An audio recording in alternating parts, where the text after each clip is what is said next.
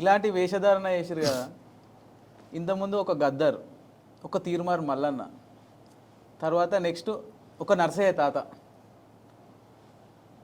వాళ్ళని చూసి మీరు వేసుకురా లేకుంటే మీ గెటప్ ఎప్పటి నుంచి ఇట్లా వేసుకుంటున్నారు? ఇప్పుడు తీన్మార్ మల్లన్న అనేట ఆయన ఒక మాటగాడే.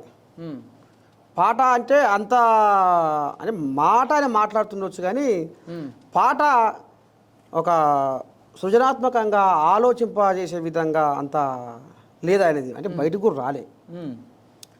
గద్దరు మహానుభావుడు, గద్దరు అశువుగా పాట పాడతాడు, చూసుకుంటా పాట పాడతాడు. అదే విన్నావా?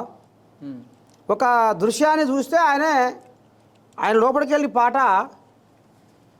అలుగు వంగినట్టు వంగి బయటకు వస్తుంది. మరి అందుకనే ఆయనని ఎంతోమంది అభిమానించారు, కోట్లాది మంది ఆయనకు జనం తయారయ్యారు. ఇప్పుడు గద్దరు ఆయన ఒక కళాకారుడు. అవును. తీన్మార్ మల్లయ్య అనేట ఆయన ఒక మాటగాడు. కానీ నర్సయ్య తాత నిజంగా గొర్రెల కాసిండు. నర్సయ్య తాత 10 చదువుకొని ఆ 10వ తరగతిలో పెళ్లి చేసుకొని ఇదే దుడ్డు కట్టే చేత బట్టి గొర్రెల కాసినోడు. వినవా? అంటే ఇది గొర్రెల కాపరి, నిజమైన గొర్రెల కాపరి. నర్సయ్య తాత నిజమైన గొర్రెల కాపరి, తను చేసింది కూడా గొర్రెల కాపరి, నేను వేసుకున్న గెటప్ కూడా గొర్రెల కాపరి. ఒక నర్సయ్య తాతకి